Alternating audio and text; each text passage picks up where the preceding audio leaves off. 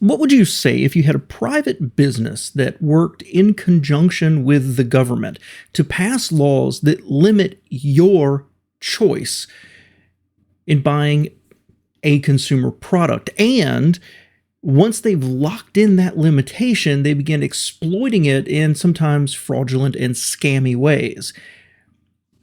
The government, the federal government, comes in with a new set of regulations, it gets taken to court, and then it gets thrown out on essentially a technicality. And the worst part is I actually think throwing this out was probably a good idea.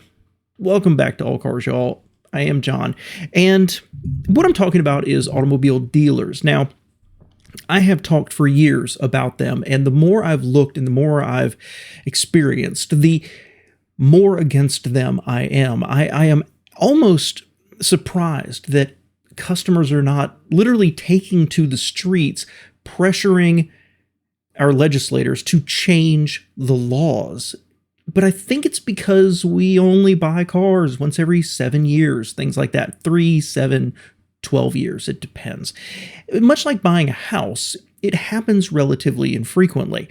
Now, I understand where dealerships came from and why the model was important to the history and the development of the auto industry. And we'll get back to that regulation in a minute.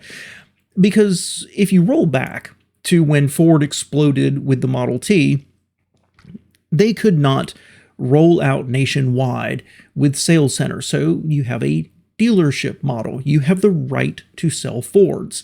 And that allows private local businesses an opportunity to sales and service of vehicles and expand very quickly. And in fact, it's a model that's continued to be used.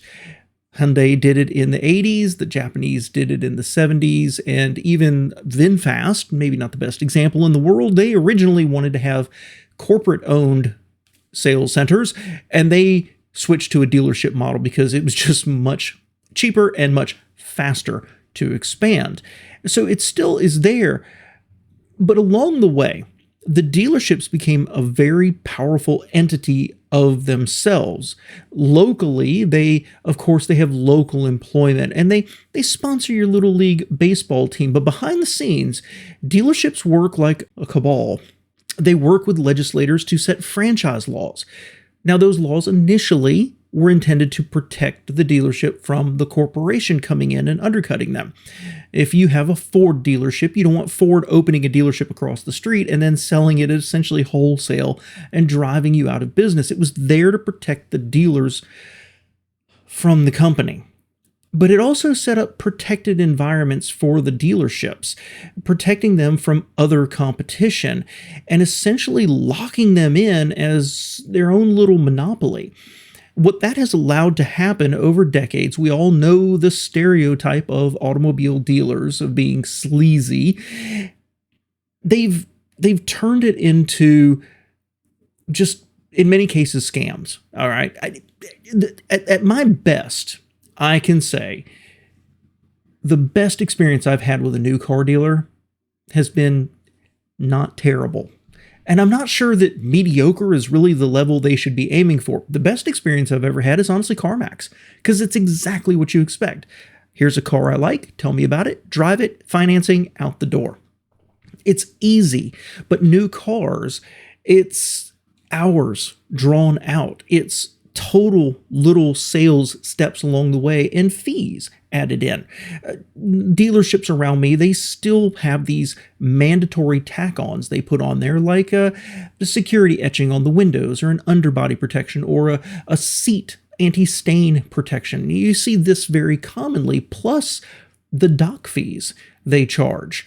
So while they're all striving for higher profitability from the cars, they then claim that they don't make any money on the cars and tack on all this other stuff. And that's before you get to the finance department, where they're going to sell you an extended warranty, or they can mark up the rate to charge you more money. It's literally whatever they think you will bear. So you can walk in to buy a $40,000 or $45,000 car and very easily have 10% of the value of the car added on. It's no wonder they sometimes will agree to negotiate down. And even then, the franchise model, the laws protect them. You as the consumer go in essentially blind. You can look at Kelley Blue Book, for example, but you don't really know if that's accurate. It's a rough average. You don't know what the dealership paid for the car. You don't know what profit they want to have on it. And you don't know what kind of holdbacks, kickbacks, or bonuses the manufacturer is going to be giving them. So we're all completely knowledgeable less in an environment that is psychologically set up to psychological warfare against the consumer to wear you down, because they'll say, oh, look, if you don't like us, you can go to this other Ford dealer across town. Yes, but after I've just spent 4 or 6 hours with you, who wants to put themselves through that again? So it's been like a cabal, and they're in with the state and local legislators, the elected officials, so deep that the laws are there to protect them. Consider how Tesla had to fight on a state-by-state level for the right to sell, in most states, their own cars. And right now, Volkswagen is fighting with their dealers because the dealers are like, hey, you've got the new Scout brand, that's Volkswagen. Franchise laws say we get to sell it. And VW is having to fight to say, no, this is a separate company with a separate factory and separate design and everything. Your franchise does not apply to Scout. It's absolutely hideous how they treat customers. And again, how can people not be looking at this and saying this is bordering on evil? All right. So yes, I have a strong opinion about the dealership model. Well, there are good dealers, and there's a lot of really scammy ones. And the FTC proposed some new regulations, and it's called the CARS Act, the Combating Auto Retail Scams. And it has 4 different requirements, 4 different things they were focusing on. Really unfair to the dealers. Things like they can't misrepresent material information about the cars. They have to clearly disclose the price, what anyone could come in and pay cash for that car, and how many they had. They have to keep records for, I believe it's 2 years. They can't charge add-ons for things that don't provide a benefit to the consumer, and it requires dealers to get consumers express informed consent before charging them for anything. It's not enough to have a checkbox pre-checked on a form. The consumer has to be informed and agree in an informed way, consent to what they're being charged. I'd like to give a quick example that when my son was buying his car several years ago, when we went to the dealer, it was used, they charged a delivery fee for something on their used car on their lot. Why? That was built in at the beginning, never informed us we had to catch it. When we got to the finance office, there was an extended warranty added in and something else added in automatically. The numbers weren't making sense. And when we dug in deeper, that's where we found it. And we had to ask them to be removing things. That kind of scammy practice is exactly what this is fighting against. But of course, the dealerships, and specifically some dealerships in Texas, came out, worked with the National Automobile Dealers Association, and took this to the courts to fight against it. And again, a dealership model that actually, I believe, uses psychological warfare against its own consumers has the audacity to say that these regulations would add complexity and time to the buying process that does not benefit consumers. The absolute hubris of these people blows me away. But as I said at the beginning, this has been shot down. The court actually looked at it and said, no, it can't be put in practice. That was on a technicality, which is the stupidest reason in the world. But the fact is actually reading through this and getting more information about it, I agree it should not be put in place as it is right now. So you see my feelings about dealerships, but I'm actually agreeing this isn't the answer. The technicality was this. The FTC has its own rules about how new regulations need to roll out. And that first step is a notice that they're considering new regulations. The second step would be to introduce regulations and get feedback from consumer groups, from trade associations, from the dealerships in this case. They skipped a step 2. Now, they were even informed, their internal communication says they were told they needed to do step 1 and they didn't do it. The dumbest thing is my understanding is they could have skipped to step 2 and simply put a notice that they were waiving the first step, but they didn't do that. So the court, in a 2-to-1 split decision, decided that these could not go in force because the FTC didn't follow its own rules about how to introduce the new regulation.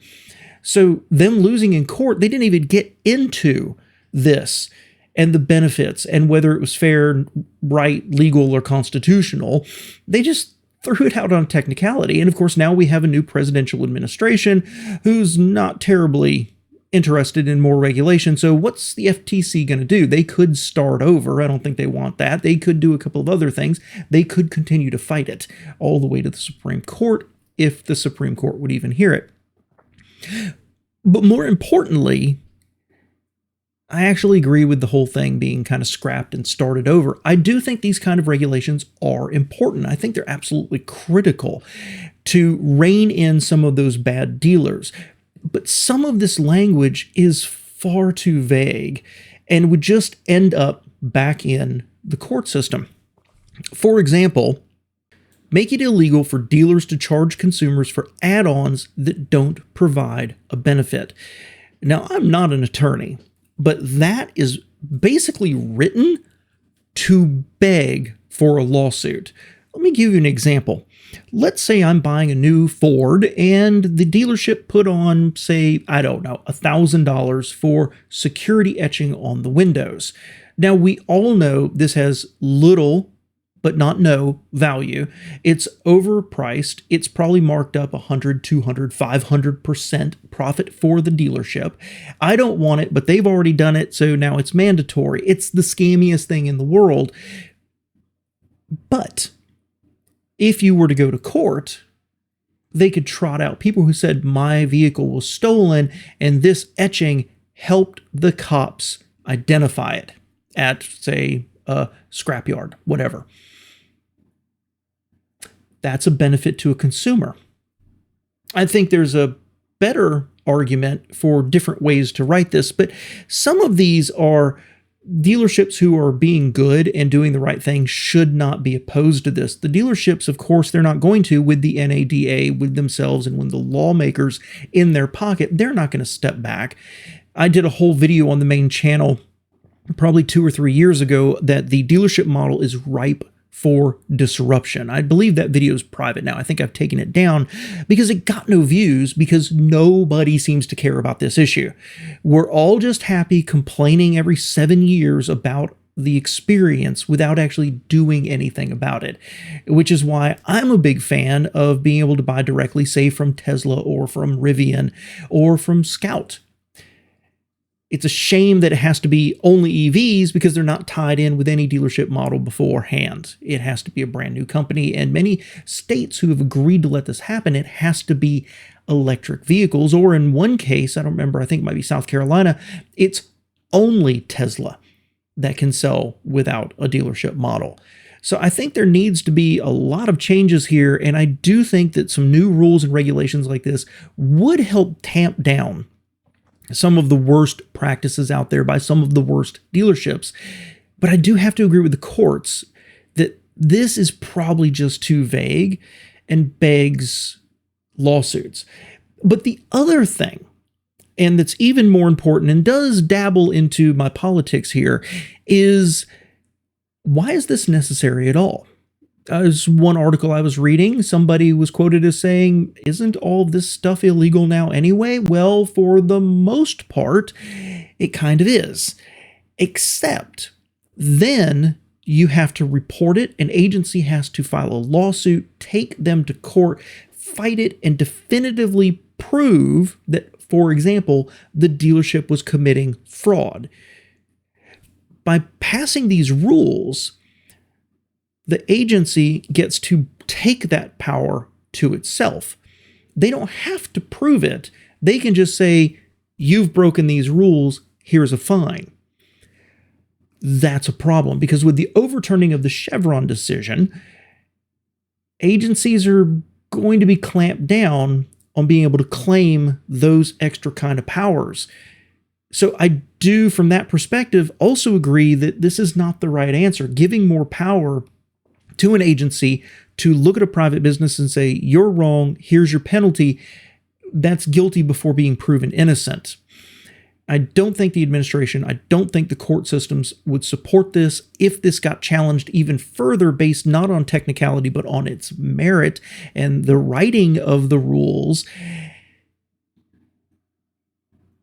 And it just makes me nervous. It makes me nervous that the agencies can claim that power for themselves like that. But it doesn't change my opinion that the whole dealership model is broken, and they've successfully established their little fiefdoms protected by the NADA and protected by state legislatures to basically treat the customer however they want to, and can successfully fight against it. I don't have a clear answer on what the answer is. I just know this one, being written the way it was, is not quite the right answer. So who's going to step up and who's going to fight for the consumer against dealerships and these scammy practices? Let me know your thoughts below, guys. Thanks for being here.